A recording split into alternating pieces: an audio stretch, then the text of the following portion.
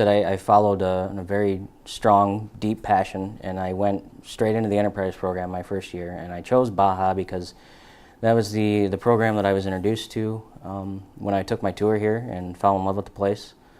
And that was, I thought that they could offer me what I wanted to learn. And that was to gather more hands-on experience, more technical abilities, welding, machining, design work. And they certainly offered that, and they were certainly willing to teach me. And that secured the co-op with Delphi, which got me invited to come back for another internship. And then I was able to use that experience and the things that I did there to secure a co-op with Toyota.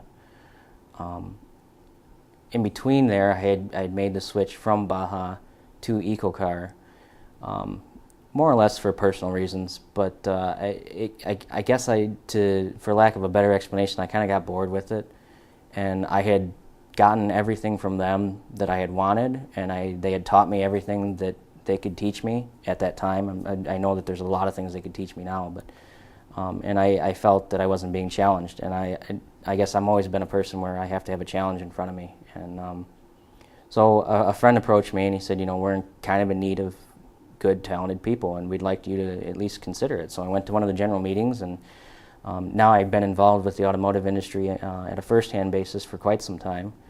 And I was familiar with the way that GM structures things in their design processes from working with Delphi. It was kind of a natural fit, and I just, next semester I signed up for it, and I haven't left since. So. When was that?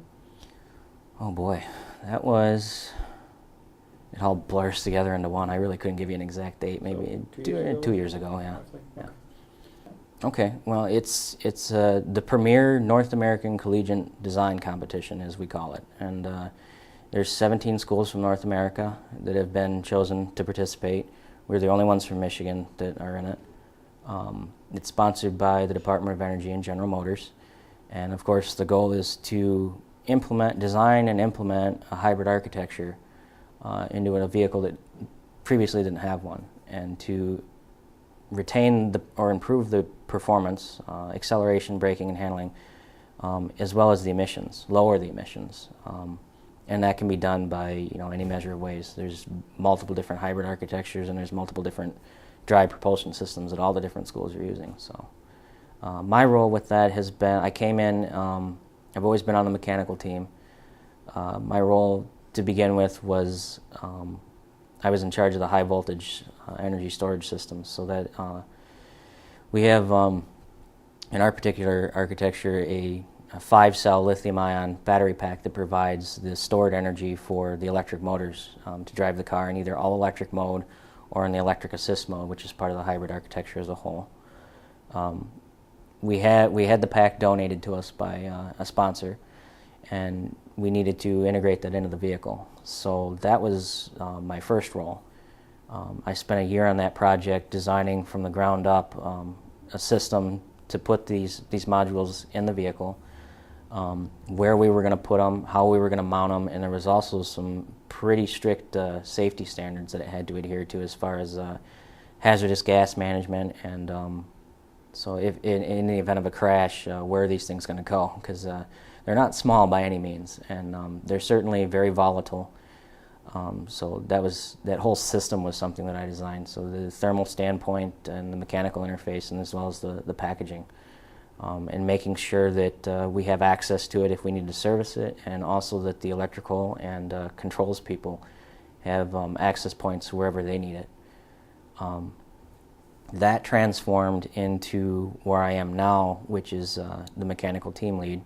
I guess it was just by seniority kind of thing. And right now I have 3 subgroups working underneath me, 3 or 4, and I'm using the techniques, the management techniques, the project leadership experience that I've observed others. I guess I'm an observational learner, so what I noticed when I worked in industry, some things that were particularly effective management techniques and things that kind of made me not want to do what the guy asked me to do. And so you pick up on those things as you get the experience, and I kind of keep a mental list, I guess. And I've been fortunate to go to a couple leadership seminars and pick up different things. And I've always been pretty confident in myself and who I am and where I stand ethically and values, my values. So I think that that's important, that you have to define those things before you can be an effective leader. And then from that, you have to, establish a goal and a mission statement of where you want this team to go. Because with any engineering problem, you're wasting your time if you don't have clear, defined end objectives, and then structured ways to get there. And it's the same with leadership. And all of these previous experiences have kind of culminated and taught me these things. And now I'm calling shots, and I'm managing 3 or 4 different groups that are doing the things that I did previous years. So with EcoCar, it's a 3-year competition. There's a lot of headline sponsors, and one of them is National Instruments. And the first year of the competition is purely design and purely analytical work. We don't even have a vehicle at this point. This is where we develop our controls models, our electrical models, and we do all of our mechanical CAD work and packaging. We get the same part files that General Motors uses that they send out for tooling and production use. And we have the entire vehicle at our disposal to package these components in. And at the end of that year, at the end of each year, there's a competition. The locations vary, and the competition events and objectives vary. But for the first year, we had to come up with a creative way to illustrate our control system and all the analytical work we did, as well as the CAD packaging and our architecture that we developed. So you're taking a lot of work you did, and you have to again communicate this and graphically represent it in a way that, if you have a group of judges coming by, you have maybe 10, 20 minutes to tell them what you did over the year. And so that led to a lot of creative, each school had a different approach. Ours was more of a trade show, kind of a presentation. We had a couple different things on display. We had a flat screen TV in the background that was kind of cycling through some images. Other schools were more fortunate and had driving simulators, so you could drive their vehicle through the different hybrid modes, and other schools did similar things to what we did, and just kind of exhibiting the different technologies that they hope to implement. And of course, with the end of it, or with any of the annual competitions, there's also the technical communication point of it too. We get scored heavily on our technical reports that we have to submit almost on a monthly basis, and also technical presentations.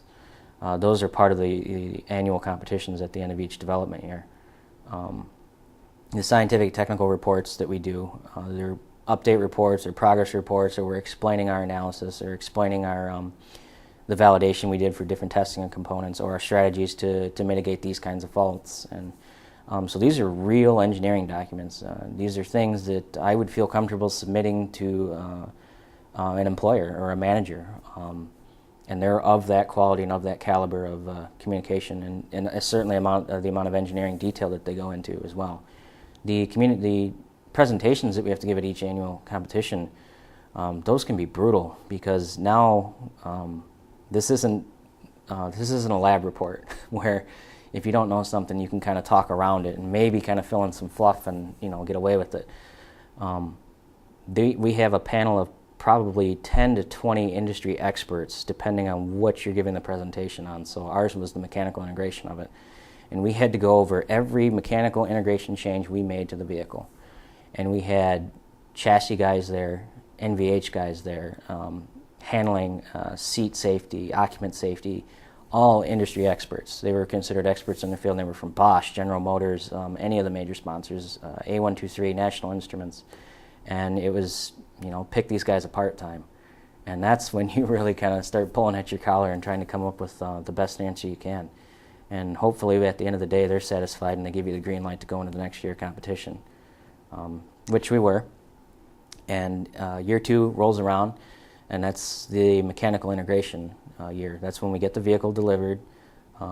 We have like a mini press conference that we put online, and there's a lot of outreach and public communication that's a part of this as well, where we get scored on how many efforts and how many events we hold to not only tell the public about what we do, but to work with them, to put on workshops, lectures, to inform them about hybrid technology and green living ways, changing your light bulbs to fluorescent bulbs, and different energy saving strategies, maybe not driving with jackrabbit starts all the time.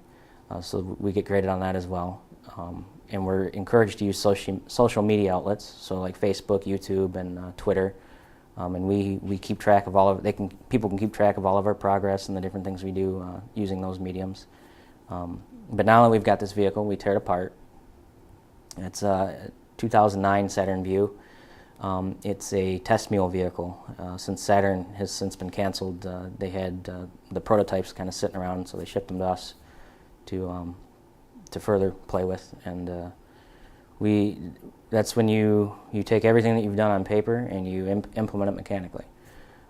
So we put my battery system in, and we put the control systems in, all the controllers, all the wiring. We did our engine swap, and really made the car come from a computer model into a tangible finished product. The goal at the end of that competition is to have the vehicle 60% ready for production. So it would be at a test mule kind of state. Things are rough. Everything may not be bolted down correctly. And then we go to, this year they went to Yuma, Arizona at the General Motors Proving Grounds to do the ride and handling and dynamic events, and also get a preliminary emissions test. I'm happy to say that the battery pack was one of the things that had the least amount of things flagged at safety inspection.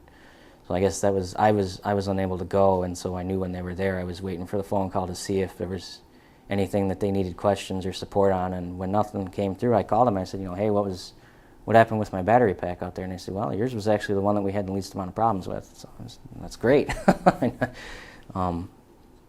But then this year, we're in our third year of the competition, and this is what's called the testing and refinement phase. So now that we've got a running vehicle that operates, we're supposed to refine our control strategy, optimize the shift patterns so that the occupant comfort is maximized, and also the fuel economy. And that's when we refine our the transfer functions and the algorithms that we use to spool in or back off the gas engine or the electric motor, and really try to tighten or increase the level of craftsmanship and quality in the vehicle. So now we have to put all the interior panels back on, and we have to make sure they're put on correctly and that they don't rattle. We take extensive measures to ensure that any of the components that we did add didn't add any noise and vibration issues. Our electric motor is rather large. It has a auxiliary cooling system, and it's also a brushless motor itself. So there's a lot of noise that comes from that, and we have to actually increase the amount of noise insulation on the floor of the vehicle. And we're also taking some steps to kind of increase the creature comforts, if you will. So making space for storage of items where it previously wasn't. And we're also looking at integrating a in-car computer, so to say. It just originally had an AM/FM and CD deck, and we're in the process of implementing a touchscreen system similar to what you would find in a more premium vehicle that has navigation capabilities.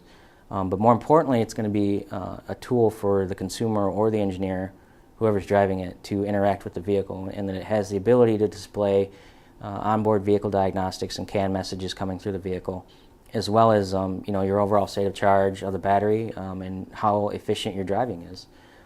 We can actually have we're actually looking at putting in a graphical interface where it shows you, it goes more green as the better you drive and which drive mode you're in. So. Excellent. So when is this year's competition and where?